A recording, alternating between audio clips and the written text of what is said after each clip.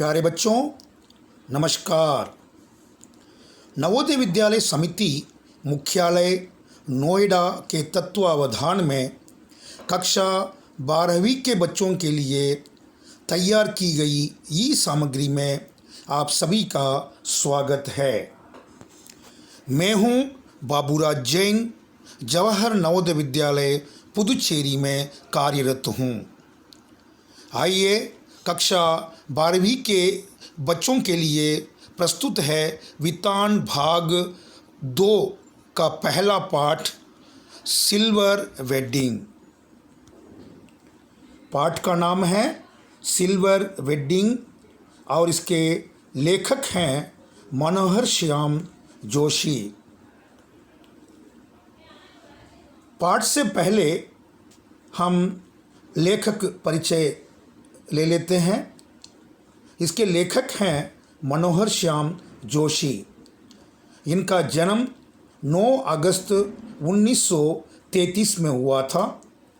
आधुनिक हिंदी साहित्य के श्रेष्ठ गद्यकार, उपन्यासकार, व्यंग्यकार, पत्रकार, दूरदर्शन धारावाहिक लेखक, जनवादी विचारक, फिल्म पटकथा लेखक, उच्च कोटि के संपादक, कुशल प्रवक्ता तथा स्तंभ लेखक थे।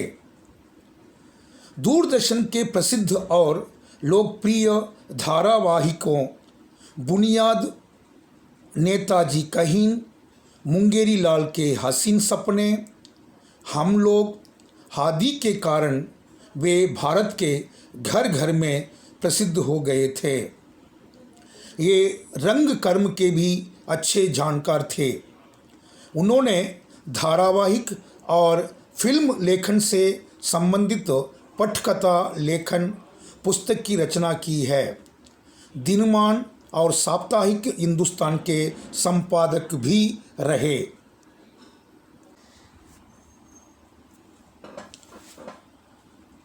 इनका जीवन वृत्त। इनका जन्म 9 अगस्त 1933 को राजस्थान के अजमेर के एक प्रतिष्ठित एवं सुशिक्षित परिवार में हुआ था।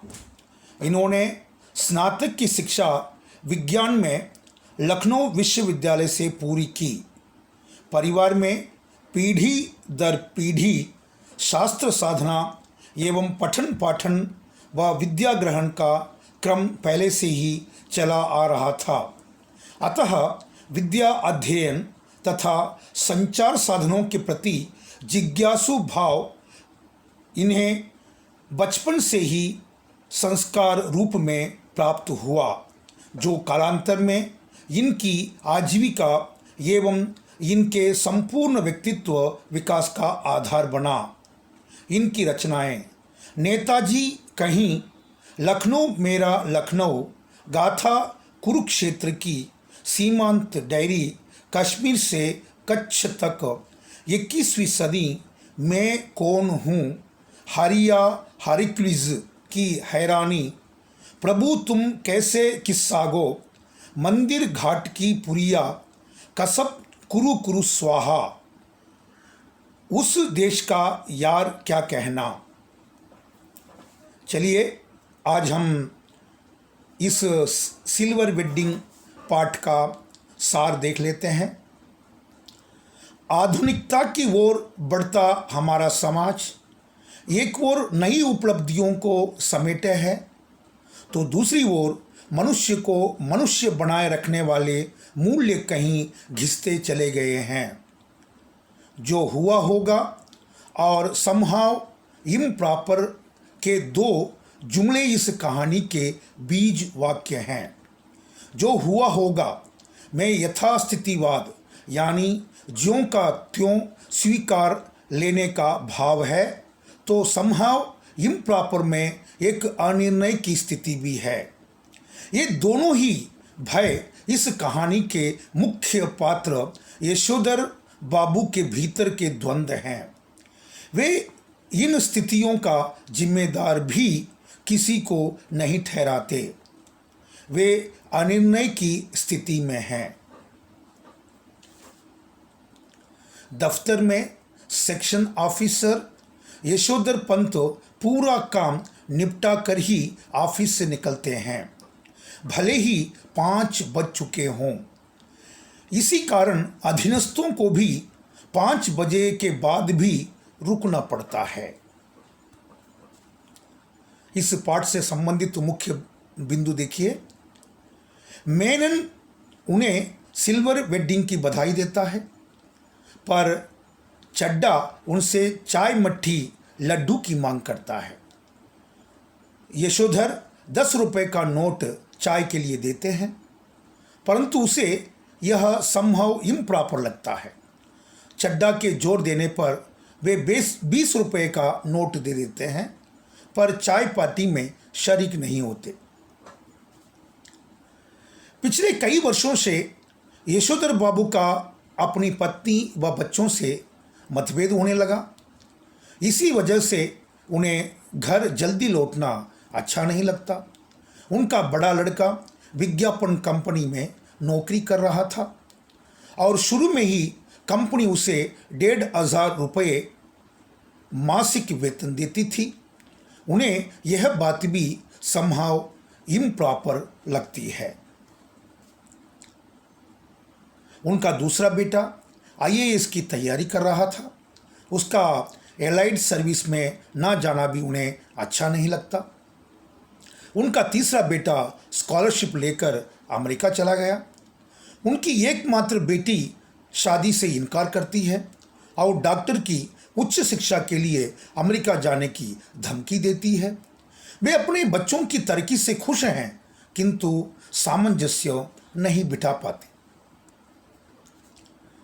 यशोधर बाबू की पत्नी संस्कारों से आधुनिक नहीं है, परंतु बच्चों के दबाव से वह मॉडर्न बन गई है।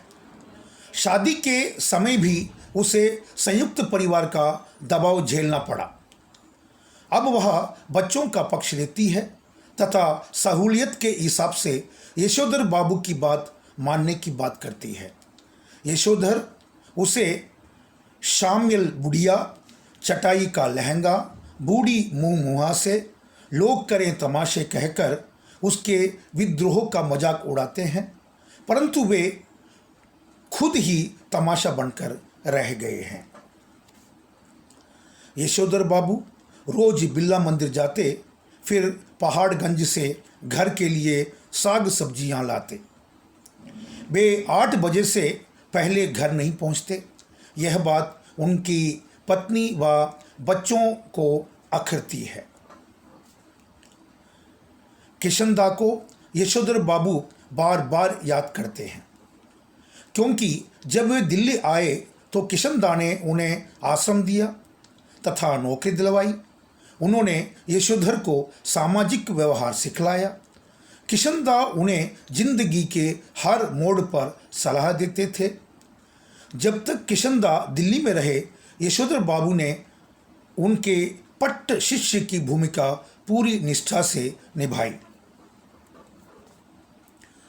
पुत्र द्वारा वेतन ना देने पर तथा बच्चों द्वारा सलाह न लेने पर वे उपेक्षित महसूस करते हैं।